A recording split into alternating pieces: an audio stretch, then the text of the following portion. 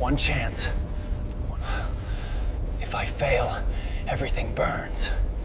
I should have known something was wrong when my wife Miranda started wearing makeup to bed. Not the obvious kind. She was too smart for that. Just a touch of concealer under her eyes. A hint of lip gloss that made her mouth look perpetually kissed. The kind of details a man notices after 15 years of marriage, especially when that man used to analyze enemy communications for the Army. My name is Paul Benton, and I'm about to tell you how I lost everything I thought mattered, then discovered what actually did. It was a Tuesday morning in October when the first domino fell. I was making pancakes for my daughters, Emily, 14 and sharp as a blade, and Sophie, 11 and still young enough to believe her parents were heroes. Miranda sat at our granite kitchen island, stabbing at her phone with manicured nails. "The investor meeting got moved to this afternoon," she said without looking up. "Grant thinks we should present the quarterly projections before the board review."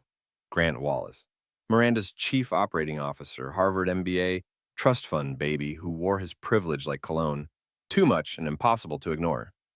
I'd met him exactly 3 times in the 2 years he'd worked at Benton Tech, the cybersecurity firm Miranda and I had built from nothing in our garage. Well, mostly me. But Miranda had the business degree and the boardroom presence, so she became CEO while I stayed in the background, writing code and catching hackers. "Grant thinks a lot of things," I said, flipping a pancake with more force than necessary.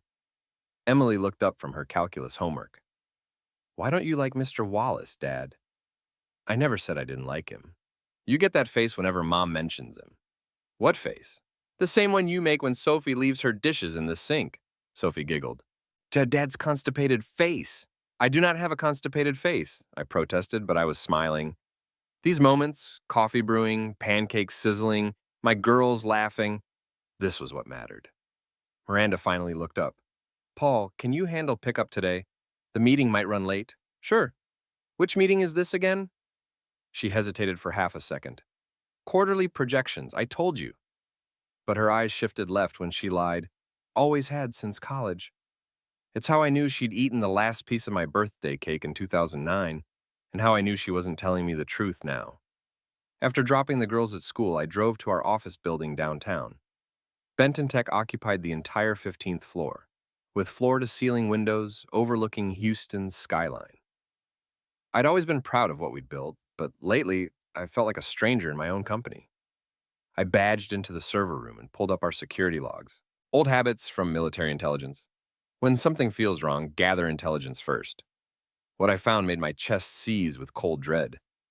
Someone had been accessing our client database after hours, not just browsing, downloading. Massive data transfers, all traced back to Grant's executive access codes. Our clients included oil companies, defense contractors, and government agencies. The kind of information that could sell for millions on the dark web, or be used to destroy competitors. I was still staring at the logs when my phone buzzed. A text from Miranda. "Emergency board meeting. Taking company jet to Dallas. Back tomorrow." The company jet. We'd bought it 6 months ago when a major defense contract came through. Miranda had insisted we needed it for client meetings, but I'd seen the flight logs. Most trips were to Austin, Dallas, sometimes Las Vegas. Never with clients, always with Grant. I walked to the executive floor and found Miranda's assistant, Janet, packing up her desk. "Taking the day off?" I asked. Janet looked uncomfortable. "Mr. Benton, I thought you knew."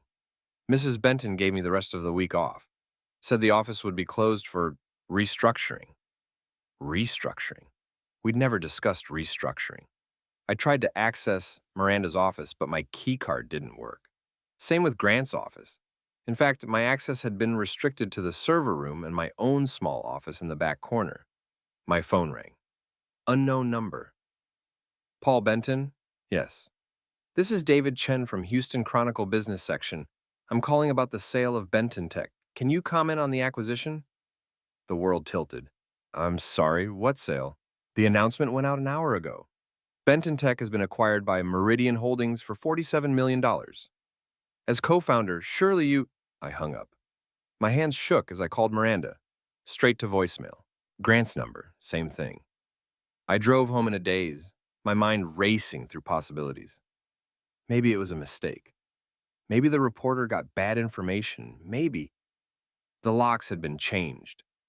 I stood on my own front porch, key in hand, staring at brass deadbolts that didn't match my keys. Through the window, I could see our family photos still on the mantel, Sophie's art projects still stuck to the refrigerator. But I couldn't get inside. A black sedan pulled into my driveway. Two men in expensive suits got out, the kind of lawyers who charge $1,000 an hour. Mr. Benton, I'm Richard Hayes from Hayes, Morrison and Associates. We represent your wife in the dissolution of Benton Tech and your marriage. Dissolution, like I was a corporation being liquidated. We have papers for you, the second lawyer said, extending a thick manila envelope. Inside were divorce papers, a restraining order, and a corporate buyout agreement. According to the documents, I had agreed to sell my 51% stake in Benton Tech for $1. My signature was perfect. Too perfect. Forged.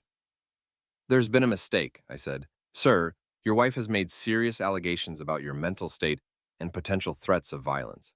For everyone's safety, you need to maintain distance from the family home and the business. Threats of violence? I've never threatened anyone in my life. Sir, please don't raise your voice.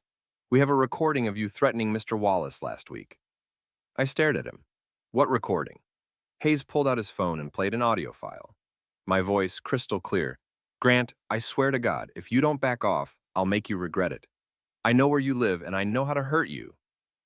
Except I'd never said those words. Never even had a private conversation with Grant. But it was my voice. Perfectly synthesized, probably using samples from company video conferences. The kind of deepfake technology that was becoming scarily sophisticated. The kind of technology our company specialized in detecting. 24 hours to collect personal items, Hayes said. After that, any contact with Mrs. Benton or Benton Tech property will result in arrest. They drove away, leaving me standing in my driveway like a man who'd been struck by lightning. I called Emily's cell phone. Dad, why are you calling? I'm in chemistry class. Em, I need you to listen carefully. When school ends, I want you and Sophie to meet me at Uncle Danny's shop instead of going home. Why? What's wrong? How do you tell your 14-year-old daughter that her mother has just destroyed your life? I'll explain everything later. Just trust me, okay? Danny Reeves owned a motorcycle repair shop on the south side of town. We'd served together in the Middle East, and he was the closest thing to family I had besides my daughters. I found him elbow deep in a Harley engine, Metallica blasting from speakers older than my marriage. Paul, what brings you to my humble palace of grease and regret? Danny, I need help. He took one look at my face and turned off the music. What happened? I told him everything. The forged documents, the changed locks, the fake audio recording. Danny listened without interruption, his expression growing darker with each detail. Son of a witch, he said when I finished. Your wife's been planning this for months. How do you figure? Corporate acquisition doesn't happen overnight. Neither does forging documents good enough to fool lawyers. She's been setting you up, probably since she hired Pretty Boy Grant. The girls arrived an hour later, confused and scared. Sophie ran straight into my arms, but Emily hung back, studying my face with those sharp eyes. Mom said you had to move out because you were sick, Emily said. She said you might try to turn us against her. What do you think? Emily considered this. I think Mom's been acting weird for months, and I think she's lying. That night, we stayed in a motel near Danny's shop. I ordered pizza and tried to explain divorce to an 11-year-old, while my teenager researched Texas family law on her phone. Dad, Emily said around midnight, I found something. She showed me her laptop screen, a social media post from Grant's private Instagram account, posted 3 hours ago. A photo of champagne glasses clinking together, taken inside a private jet. The caption read, "To new beginnings." In the background, barely visible, was Miranda's reflection in the window. I stared at the photo until the screen blurred. 15 years of marriage, 2 beautiful daughters, a company we'd built together, all of it gone in a single day. But as I watched Sophie sleep peacefully on the motel bed, something cold and calculating settled in my chest. The same feeling I'd had in the Middle East when analyzing enemy communications, looking for weaknesses and pressure points. Miranda thought she'd won. She thought I was just another suburban dad who'd roll over and accept defeat. She was about to learn how wrong she was. The next morning, I dropped the girls at school and drove to the one place in Houston where I could think clearly, the public library downtown. Old school research habits die hard, and I needed to understand exactly what I was up against. I started with public records. The sale of Benton Tech to Meridian Holdings had been filed with the SEC 3 days ago, 3 days before I even knew about it. The paperwork was perfect, complete with my forged signature on documents I'd never seen. But Meridian Holdings was interesting. A shell company incorporated in Delaware just 6 weeks ago. Single shareholder, another shell company registered in the Cayman Islands. Someone had been planning this for months, just like Danny said. I pulled up Grant's LinkedIn profile. Harvard Business School, class of 2010. Before Benton Tech, he'd worked at 3 different companies, all of which had been acquired or gone bankrupt within 2 years of his arrival. That wasn't a coincidence. That was a pattern. My phone buzzed. A text from Miranda. Girls need clothes and school supplies. Meet me at Target on Westheimer at 3 p.m. Come alone. I arrived early and watched from the parking lot as Miranda pulled up in her new Tesla. When had she bought a Tesla? Grant's car was parked 3 spaces away, and I could see him sitting inside, probably providing backup in case I caused a scene. Miranda looked stunning, which wasn't an accident. She'd chosen her outfit carefully. Designer jeans that cost more than most people's rent, a cashmere sweater that highlighted her figure, and just enough makeup to look effortlessly beautiful. This was psychological warfare. Paul, she said, approaching with a shopping cart. Thank you for coming. Cut the act, Miranda. We're not being recorded here. I don't know what you mean. The fake audio recording, the forged documents, the shell company acquisition. Should I keep going? For just a moment, her mask slipped. I saw something cold and calculating in her eyes, something I'd never noticed before. Or maybe I'd chosen not to notice. You're being paranoid, she said. The stress of the divorce is affecting your judgment. Is that what you're going to tell the girls, that Daddy's crazy? The girls will be fine. They'll adjust to their new life. What new life? Miranda smiled, and it was like watching a snake coil to strike. Grant and I are moving to Austin. The girls will love it there. Better schools, cleaner air. We've already put a deposit down on a house in Westlake. The color drained from my face. You can't take my daughters to Austin. Actually, I can. The custody agreement gives me primary custody, and Texas law allows relocation as long as it's in the children's best interests. What custody agreement? We're not even divorced yet. Emergency custody order, filed yesterday. Your history of mental instability and threats of violence made it necessary. She pulled a folded document from her purse. Sure enough, a judge had awarded her temporary custody based on the fake audio recording and a psychiatric evaluation I'd never undergone. This is insane, Miranda. You can't just steal my life and expect me to disappear. I'm not stealing anything. I'm protecting my daughters from their unstable father. Their unstable father who built the company you just sold. Their unstable father who's been supporting this family for 15 years. Miranda's voice dropped to a whisper. Their unstable father who is holding me back. Do you have any idea what it's like being married to someone with no ambition, no vision? You were content writing code in the basement while I handled the real work. The real work? I designed every security protocol we ever sold. I wrote the algorithms that made us millions. You just smiled and shook hands with clients. And that's all you'll ever be, Paul. A programmer, a worker bee. Grant understands vision. He understands growth. He understands me. I wanted to grab her by the shoulders and shake her until the person I'd married came back. Instead, I kept my voice level. How long have you been planning this? Does it matter? It matters to me. Miranda checked her watch. Grant's expecting me. We have dinner reservations. Answer the question. She sighed like I was a child asking why the sky was blue. 6 months, maybe 7. Grant showed me what we could accomplish without you dragging us down. 7 months. While I was making pancakes and helping with homework, my wife was plotting to destroy my life. The girls won't forgive you for this, I said. The girls will understand when they're older. Children adapt. They'll see that I did what was best for everyone. She started to walk away, then turned back. Oh, and Paul, the restraining order prohibits you from coming within 500 feet of me, the girls, or any Benton Tech property. If you violate it, you'll go to jail. I hope you understand that. I watched her drive away with Grant, probably heading to some expensive restaurant to celebrate their victory. Then I sat in my truck for 20 minutes, hands shaking with rage. But rage wasn't going to help me. I needed to think like a soldier again. Back at the library, I dove deeper into Grant's background. His previous companies hadn't just failed, they'd been systematically stripped of assets before being sold to competitors. Same pattern every time. Grant would join as COO, identify valuable intellectual property, then orchestrate a buyout that left the original founders with nothing. He was a corporate vampire, and Miranda was his latest partner. I found something else interesting in the SEC filings. The $47 million sale price for Benton Tech was actually a fraction of what the company was worth. Our defense contracts alone were valued at over $60 million. Someone was getting a sweetheart deal, and I had a pretty good idea who. My phone rang, Emily's number. Dad, something's wrong. Mom picked us up from school and said we're going to Austin this weekend to look at houses. She won't let us call you. Where are you now? Bathroom at some fancy restaurant, and I told her I was sick. Dad, I don't want to move to Austin. All my friends are here. Listen carefully, Em. I need you to do something for me. 20 minutes later, Emily texted me the address of the restaurant.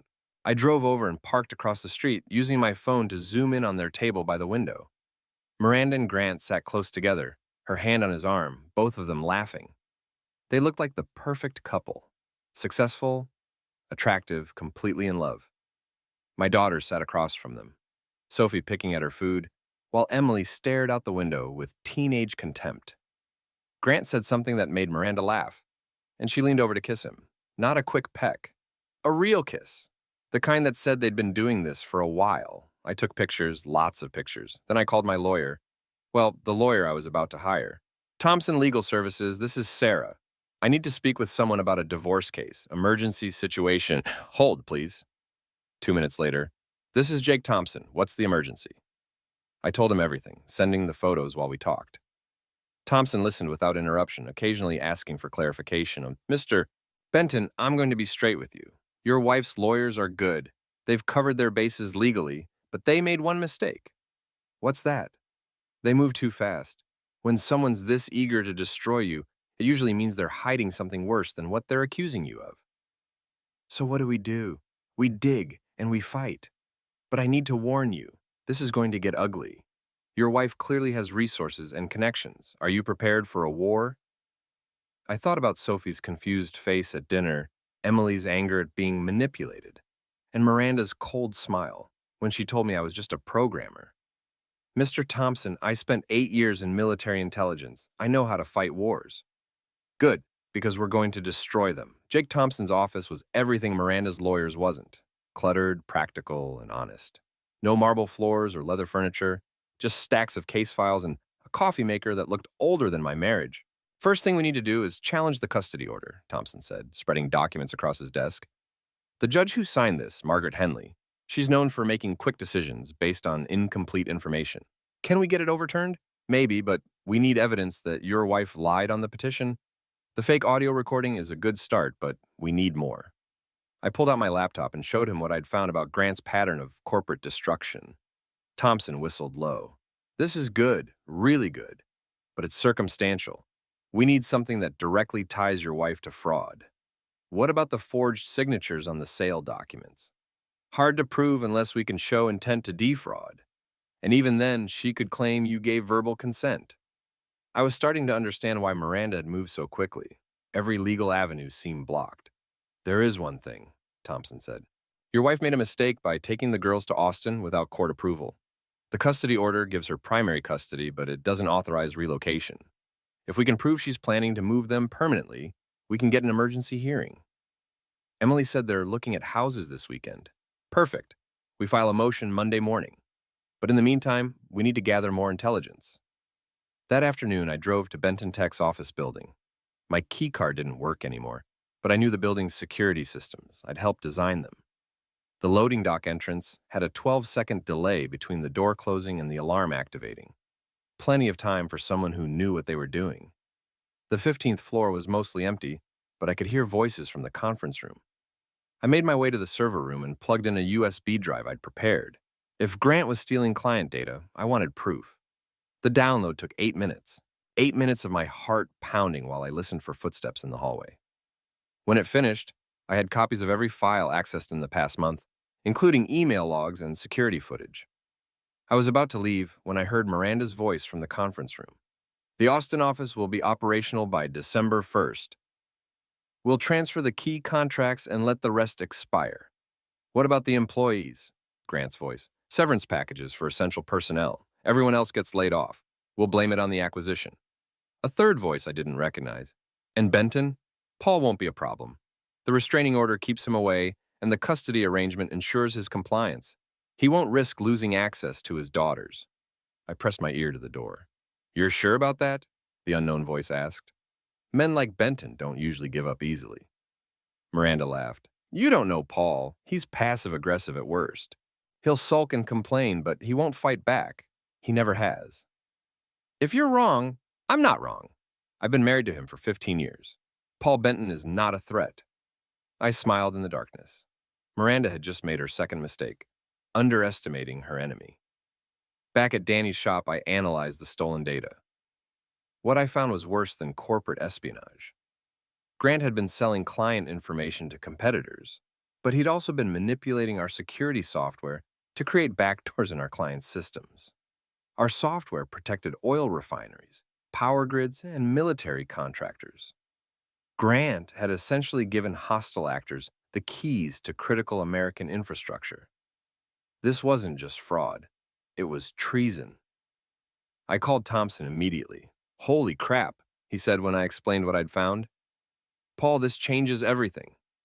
We're not just talking about divorce court anymore. This is federal crime territory. What do?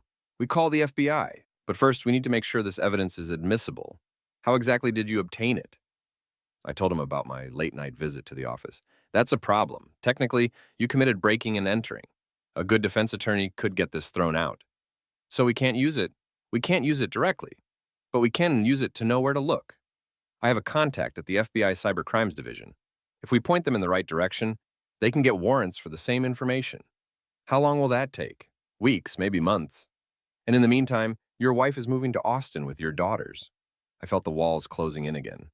Even with evidence of federal crimes, the system was too slow to help me. There might be another way, Thompson said, but you're not going to like it. I'm listening. We leak the information to the press, create enough public pressure that the authorities have to act quickly. Won't that compromise the investigation? Probably, but it might be the only way to stop your wife from disappearing with your kids. That night, I sat in my motel room staring at the ceiling. In 12 hours, I'd committed breaking and entering, stolen corporate data, and was about to become a whistleblower. None of this was who I thought I was. But maybe that was the problem. Maybe I'd been passive for too long, letting other people make decisions that affected my life. My phone buzzed. A text from Emily. Mom says we're moving to Austin next month. She enrolled us in new schools. I told her I want to stay with you, but she said that's not an option. Dad, please don't let her take us away. I stared at my daughter's message until the words blurred together. Then I opened my laptop and started typing an email to David Chen at the Houston Chronicle. Miranda was right about one thing. I'd never been a fighter. But she was wrong about something more important. I was about to become one. The Houston Chronicle article ran on the front page of the business section. Local tech CEO accused of selling critical infrastructure data to foreign competitors. David Chen had done his homework. The article detailed Grant's history of corporate destruction, the suspicious timing of Benton Tech's sale, and the national security implications of compromised infrastructure software. He'd even found a cybersecurity expert who confirmed that the backdoors in our system could give hostile actors control over power grids and oil refineries. My phone started ringing at 6 a.m. Paul, it's Thompson. Have you seen the news? Just read it online. The FBI called me 20 minutes ago. They want to interview you this afternoon. That's good, right? It's complicated. They're treating you as both a witness and a potential suspect. You had access to the same systems as Grant, but I'm the one who exposed it. Doesn't matter. You also broke into your former office and stole corporate data. They have to investigate everyone. An hour later, Miranda called. I almost didn't answer. Paul, what have you done? Her voice was shaking with rage. I exposed the truth. You destroyed my company, our company. Your company was selling out American infrastructure to foreign competitors. I stopped it. Grant never sold anything to foreign competitors? That's a lie. Miranda, I have the transaction logs. I know exactly who he sold to and how much he got paid. Silence on the other end. The girls are scared, she said finally. There are reporters at their school. Then maybe you should have thought about that before you decided to commit treason. This isn't over, Paul. You just made the biggest mistake of your life. She hung up. The FBI interview took place in a sterile conference room downtown. Special Agent Rebecca Martinez was younger than I expected, with sharp eyes that reminded me of Emily. Mr. Benton, let's start with how you discovered the alleged security breaches. I told her everything, leaving out only the details of how I'd accessed the office building. Thompson had coached me on this. Stick to what I could prove legally. And you believe your wife was aware of Mr. Wallace's activities? I know she was. I have recordings of her discussing the Austin office transition and employee layoffs. She was planning to shut down Houston operations and move the valuable contracts to Austin. That's not necessarily illegal. It is when you're doing it to cover up the sale of classified information. Martinez made notes on a yellow pad, and Mr. Benton, I have to ask, are you sure your personal feelings about the divorce aren't affecting your judgment here? Agent Martinez, my wife could run off with the circus for all I care, but she can't sell American infrastructure data to hostile actors. That's not personal. That's national security. The interview lasted 3 hours. When it was over, Martinez walked me to the elevator. Off the record, she said. We've been watching Grant Wallace for 6 months. Your information confirms what we already suspected. Then why haven't you arrested him? Because we want the buyers, not just the seller. Wallace is small time compared to who he's working for. How long do you need? Weeks, maybe longer. Agent Martinez, my wife is planning to take my daughters to Austin next month. I need this resolved before then. Mr. Benton, I understand your situation, but I can't speed up a federal investigation because of a custody dispute. The elevator doors opened. As I stepped inside, Martinez handed me her card. Call me if you think of anything else. And Mr. Benton, be careful. People who steal infrastructure data don't usually stop at forgery and fraud. That afternoon, I picked up the girls from school. Emily climbed into the truck with a grim expression, while Sophie looked like she'd been crying. The other kids are saying Mom's a traitor, Sophie said. Is that true? How do you explain treason to an 11-year-old? Your mom made some bad decisions, I said. But she's not a traitor. She just trusted the wrong person. Grant? Yeah, Grant. Emily snorted. I never liked him. He talks to kids like we're stupid. We drove to Danny's shop, where I'd been staying since the motel got too expensive. Danny had cleared out a corner of his office and set up cots for the girls on weekends. This is temporary, I told them for the 100th time. As soon as the lawyers sort everything out, we'll get a real place. What if Mom takes us to Austin? Sophie asked. She won't. How do you know? Because I'm going to stop her, I thought. But what I said was, because families belong together. That evening, after the girls fell asleep, I sat outside Danny's shop drinking beer and planning my next move. The FBI investigation would take weeks, but Miranda could disappear with my daughters anytime. I needed leverage, and I needed it fast. My phone buzzed. A text from an unknown number. We need to talk. Meet me at Starbucks on Richmond at 9 p. Come alone. G. Grant wanted to meet. This could be a trap, but it might also be my chance to get the evidence I needed. I arrived early and chose a table with a clear view of the entrance. Grant showed up exactly at 9, looking nervous and checking over his shoulder. Paul, thank you for coming. What do you want, Grant? He sat down across from me, his usual arrogance replaced by something that looked like fear. I want to make a deal. What kind of deal? I'll testify against the buyers, give the FBI everything they need, but I need immunity from prosecution. Why are you telling me this? I'm not a federal prosecutor. Because you started this. The FBI was sniffing around, but your newspaper article forced their hand. Now they want to arrest me before I can cut a deal. I studied his face. Grant was scared, really scared, which meant he was in deeper than even I had realized. What about Miranda? What about her? Is she going to prison too? Grant looked genuinely confused. Miranda, why would she go to prison? She's your partner. She helped you steal the data. Paul, Miranda doesn't know anything about the data sales. She thinks I was just helping her get rid of you and take control of the company. The world tilted sideways. What? I needed access to Benton Tech's systems, and Miranda wanted you gone. It was a mutually beneficial arrangement. She got her divorce and the company. I got access to your client's infrastructure. But she knew you were selling data. She knew I was making money on the side. She didn't know how or to whom. Miranda's not a traitor, Paul. She's just selfish. I stared at him, trying to process this information. My wife hadn't committed treason. She'd just been manipulated by someone who had. Why are you telling me this? Because I need your help. The FBI will listen to you. You're the whistleblower, the patriotic ex-soldier who exposed the conspiracy. If you recommend immunity for me, they might go for it. And in exchange, I'll give you back your life. The forged documents, the fake audio recordings, the custody manipulation, I'll admit to all of it. Miranda will lose everything, and you'll get your daughters back. I felt a surge of satisfaction, followed immediately by something that might have been pity. Grant was offering to destroy the woman he claimed to love in exchange for his freedom. You really are a piece of crap, aren't you? Grant's mask slipped, revealing the cold calculation underneath. I'm a survivor, Paul, and right now, survival means cutting loose the dead weight. Like you did with Miranda? Like I'm doing with Miranda. I stood up. I'll think about it. Don't think too long. The FBI is moving fast, and Miranda's planning to leave for Austin this weekend. I walked away without looking back, my mind racing with possibilities. Grant had just handed me the key to destroying Miranda's case, but using it would mean making a deal with a traitor. The question was, how far was I willing to go to get my daughters back? I didn't sleep that night. Instead, I sat in Danny's office, staring at Grant's business card and weighing my options. Option 1. Make the deal with Grant. He testifies against the foreign buyers, admits to manipulating Miranda, and I get my life back. The downside? A traitor walks free with immunity. Option 2. Let the FBI handle everything through normal channels. Grant goes to prison, but it takes months, and Miranda disappears to Austin with my daughters. Option 3. Find another way. At dawn, I called Agent Martinez. Mr. Benton, it's early. Grant Wallace wants to make a deal.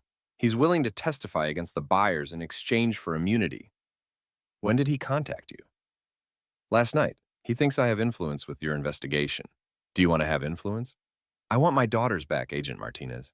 But I don't want a traitor walking free to get them. What if I told you we don't need Wallace's testimony to get the buyers? My heart jumped. What do you mean? I mean, we've been running a joint operation with NSA Cyber Division for 8 months. We know who the buyers are, where they are, and what they've purchased. Wallace is useful, but he's not essential.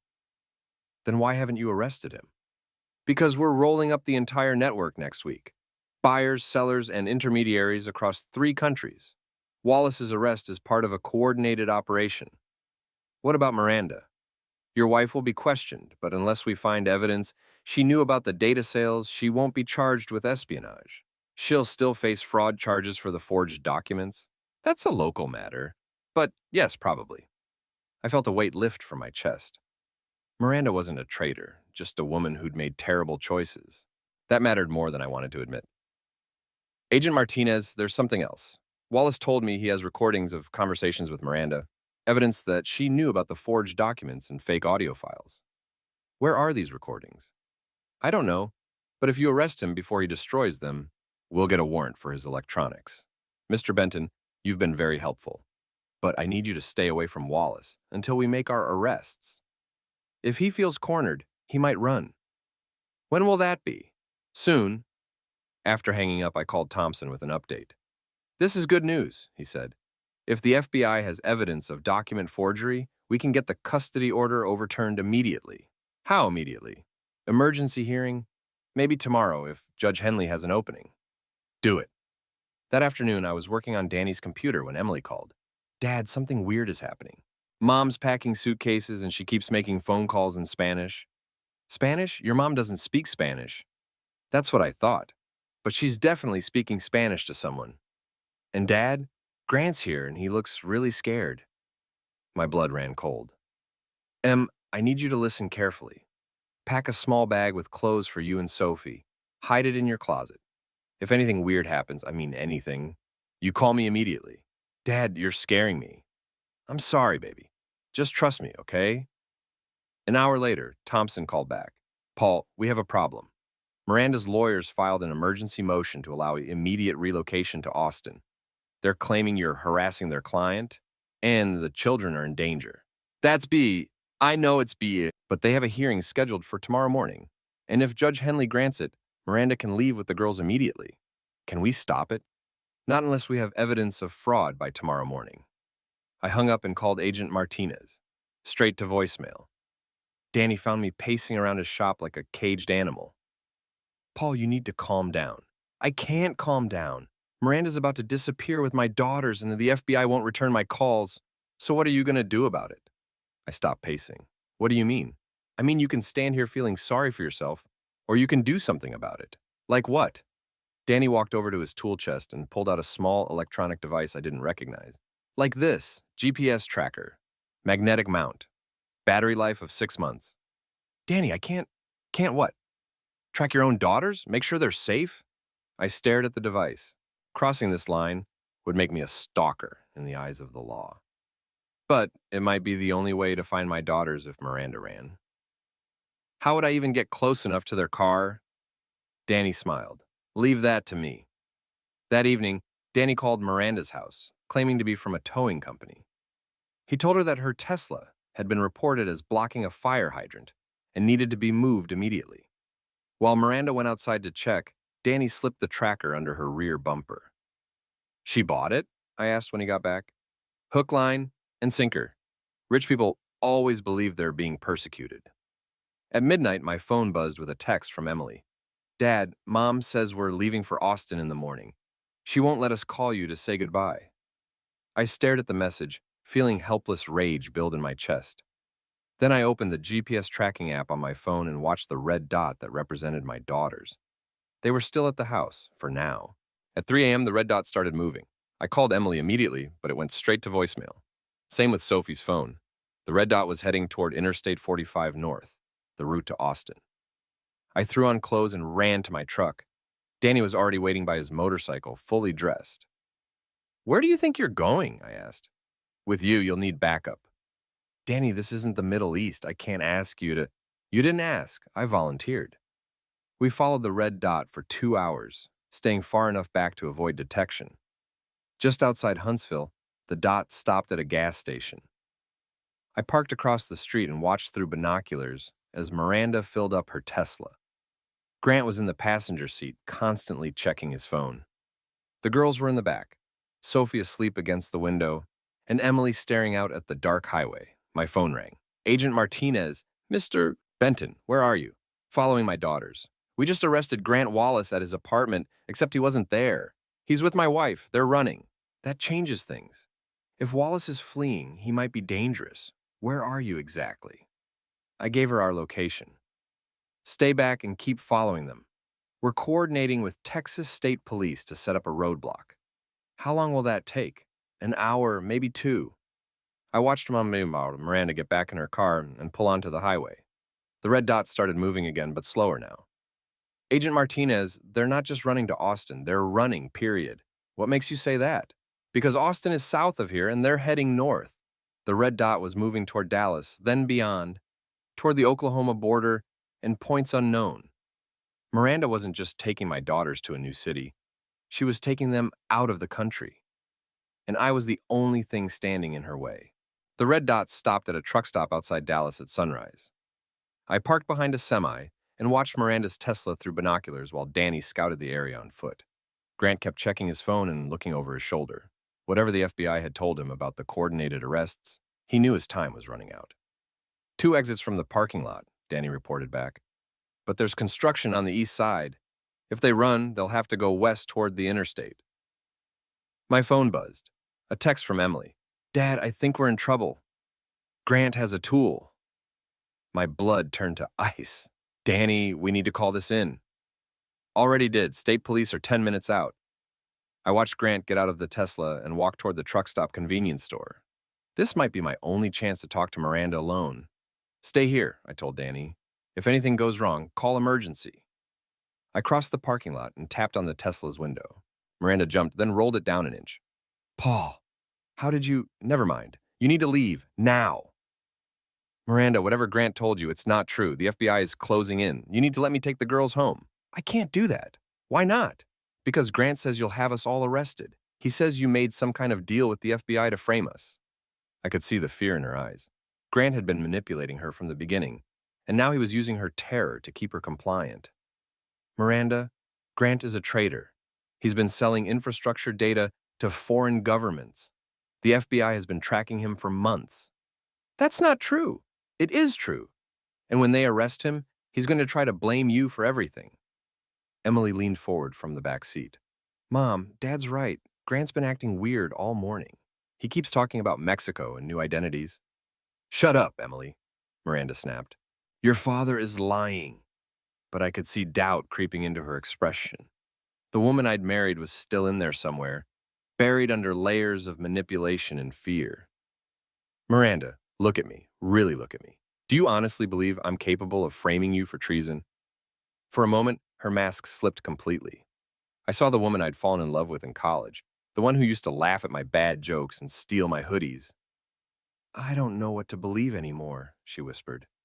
That's when Grant came back from the convenience store and saw me talking to his car.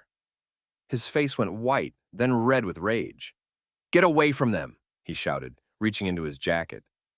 I saw the tool and threw myself sideways as Grant fired. The bullet shattered the Tesla's rear window, sending glass cascading over my daughters.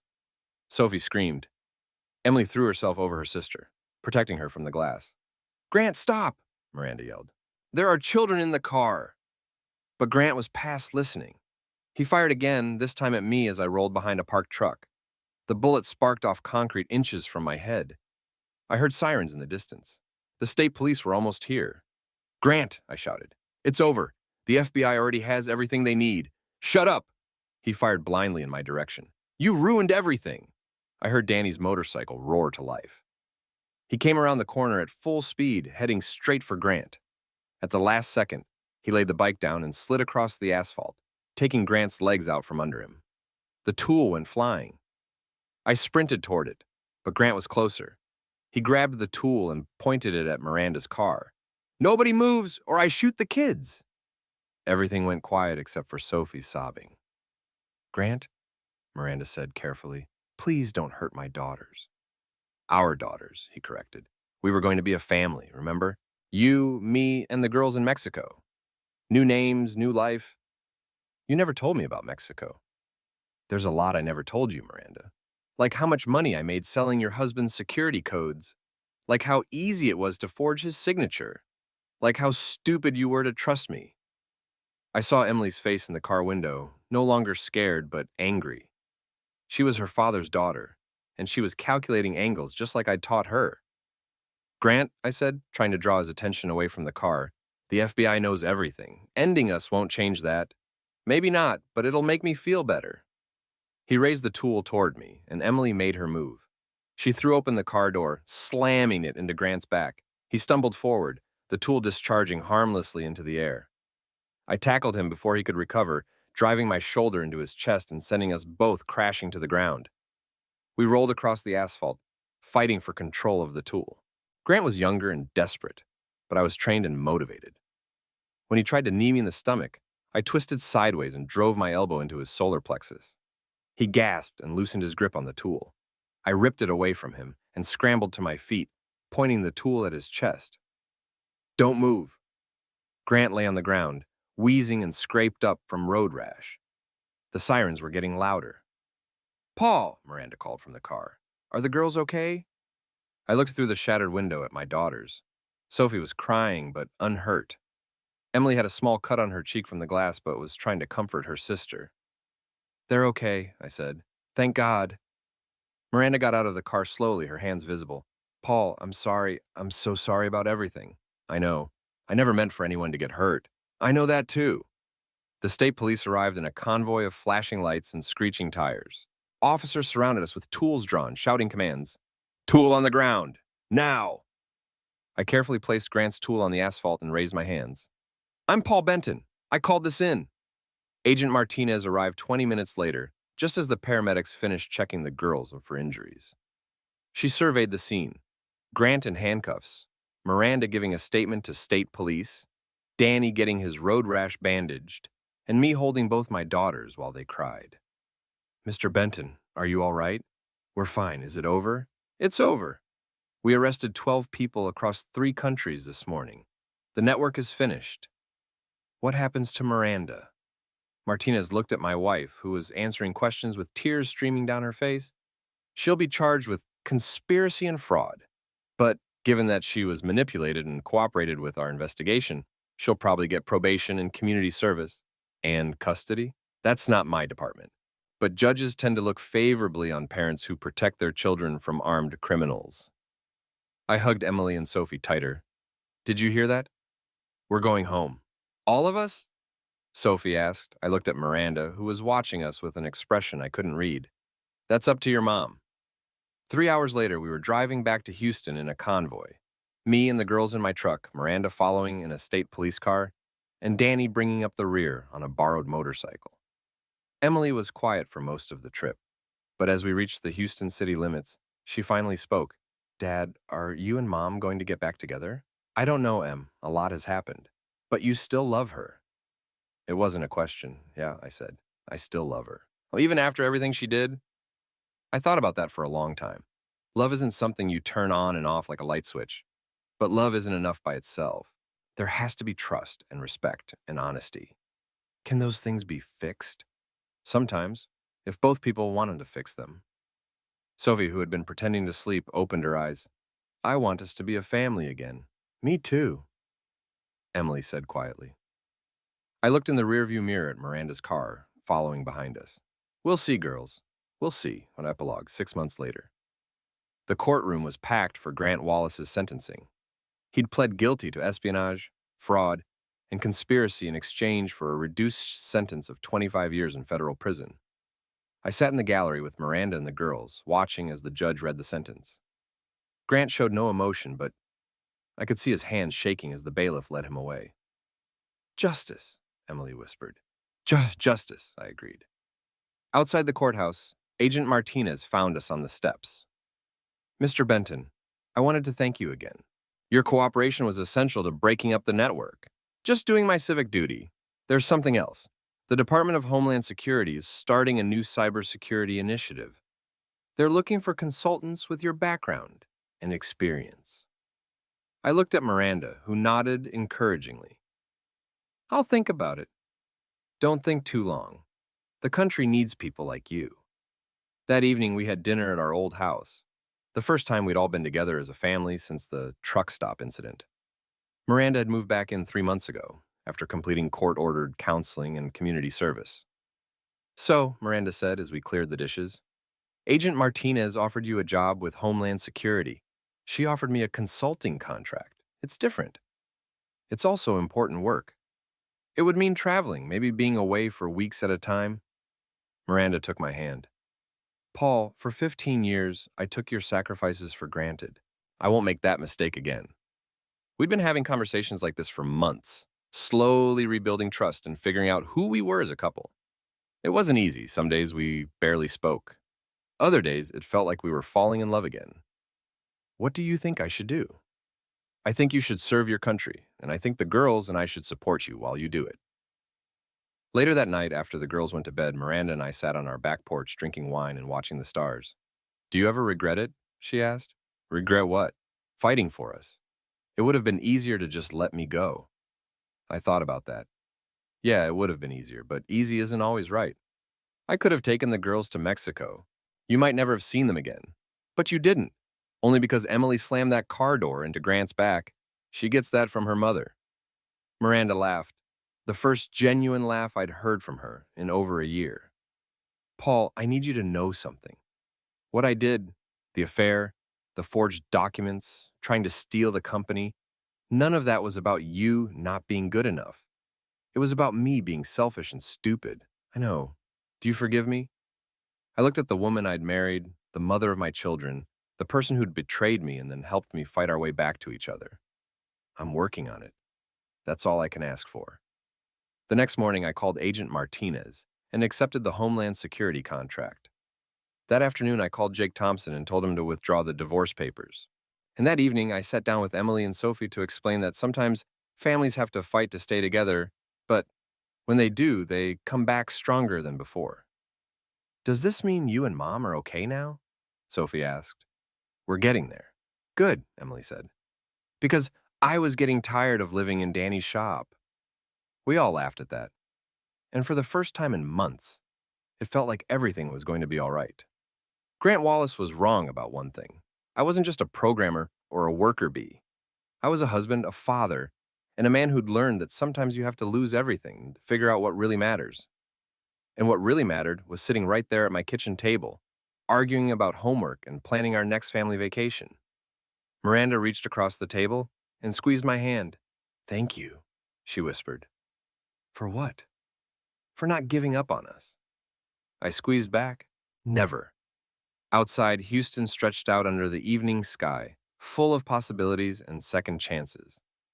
Inside, my family was whole again, scarred but stronger. It had been a long road back from that morning when Miranda left me stranded on the tarmac.